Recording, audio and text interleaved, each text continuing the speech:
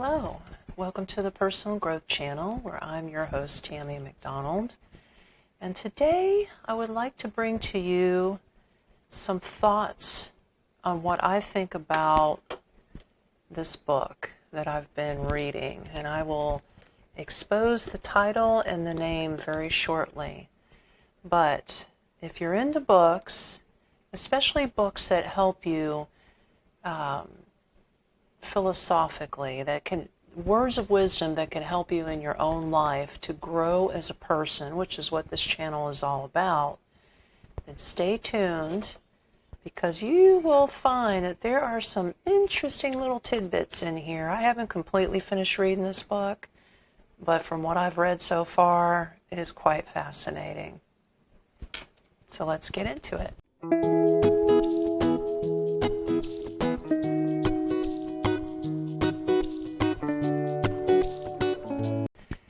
Now, just to keep things rated PG, or at least somewhere around there, I am not going to actually read out loud the entire title of this book, and I'm just going to hold it up in front of the camera to you. But the book that I have been totally engulfed in lately is by the author Mark Manson. And the title is Everything Is, if you can read that. It's a book about hope. Now, he's also the author of the book, The Subtle Art of Not Giving a Bleep. You fill in the blanks. So, one particular thing that caught my eye was on chapter 5. Now, being that I am an older woman whose eye vision is not too good when I'm looking in the book, I'm going to use my reading glasses today, okay? So let's put those on. Hello. Don't I look studious? Anyway, the chapter is chapter 5. And Mark Manson is quoting from a 19th century hermit-type philosopher by the name, and if I'm pronouncing this right, it's a German name, it's Friedrich Nietzsche. Nietzsche.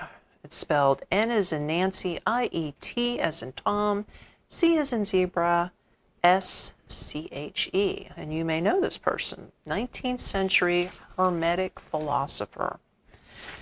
So anyway, what this man goes on to say, and it's the world according to this 19th century philosopher, okay?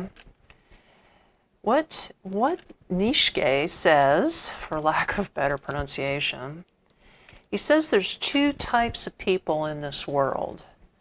There are the masters of society, and then there are the slaves of society. He calls it the masters of morality, and then there is the slaves of morality, or master mind morality, slave mind morality. Okay? So just follow me here. Now, this is of 19th century, which is very much true in the 21st century, I do believe. He says here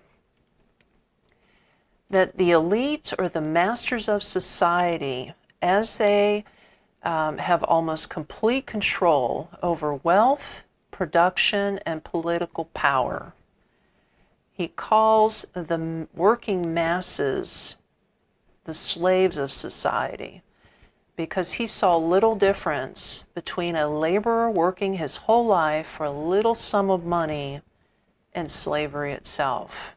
Now think about that. The slaves of society are the ones that are laboring to work for little bits of money, which is no different than slavery itself. So then he goes on and he says, let's get to the next thing real quick here. I marked the pages, so bear with me. He says here,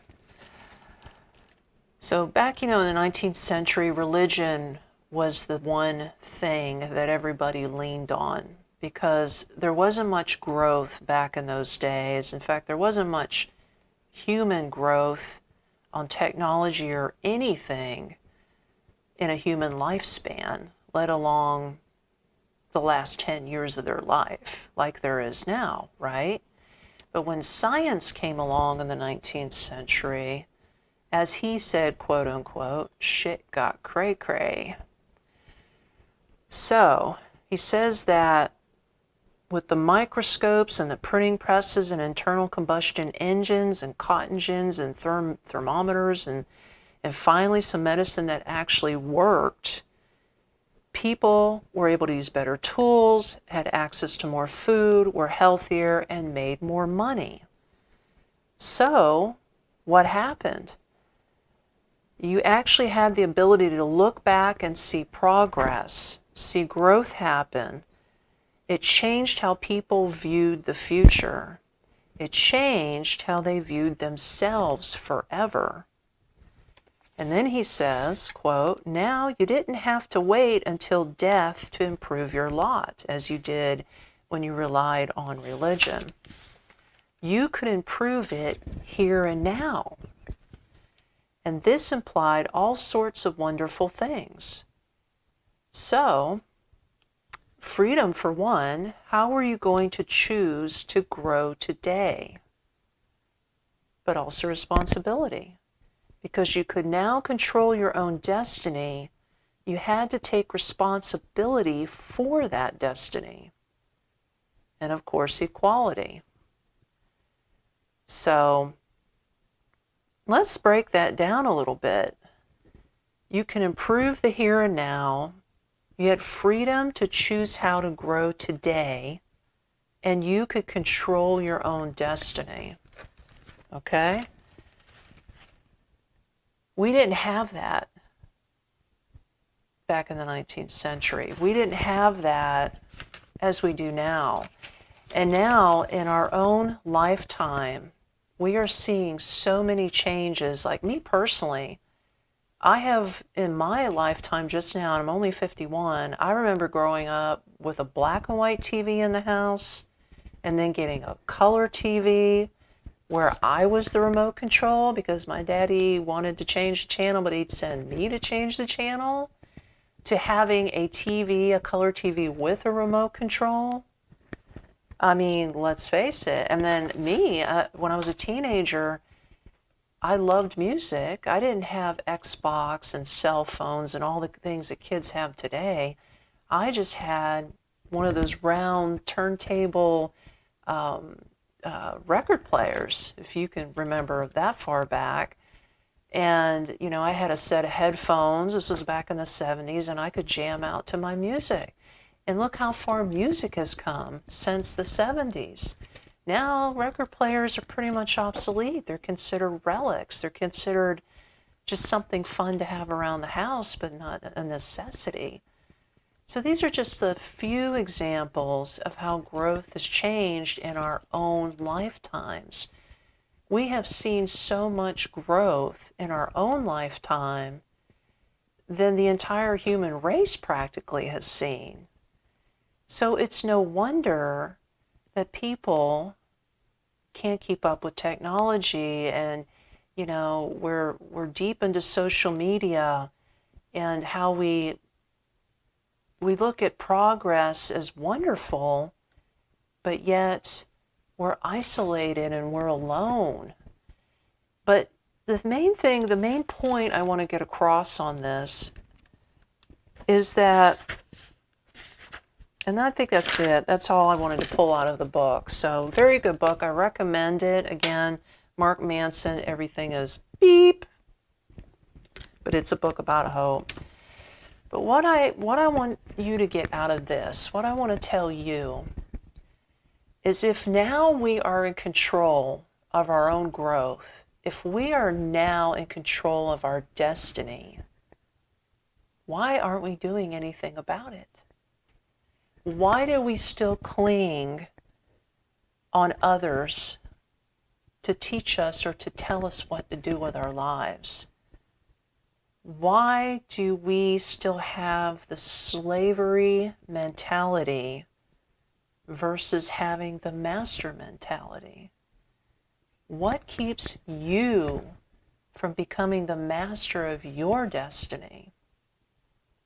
These are things to ponder. Now, I'm not saying it's easy. I'm sure you have your dreams and aspirations, and there are things that you want to go for. Me personally, you see this globe behind me? I'm going to travel it. I'm going to travel the world. That is one thing that I have set my sights on before I leave this earth. And there may be something similar that you want to do as well. But if you take anything away from this at all, anything at all, remember, have a master mentality. Do not follow the herd of society. Don't be afraid to be an individual and to do your own thing. Dance to the beat of your own drum. Okay? It's all right. Even if everyone around you disagrees with what you say or what you want to do with your life, in the end, you are the master of your own life and your own destiny. And I hate to say it, but if you have to push these people aside to get to where you feel comfortable that you want to be, then you must do it. You must do it. So I want you to think about that, and I want you to drop me a comment and tell me, are you the master of your destiny? Do you have a master mentality? Or are you still in the slave department, working for little bits and sums of money and never getting ahead and never changing anything with your life? Do you have the slave mentality? I want to know. Drop me a comment. Like, share, subscribe. Helps boost the algorithms. And as always, I love you. I'll talk to you later. Take care.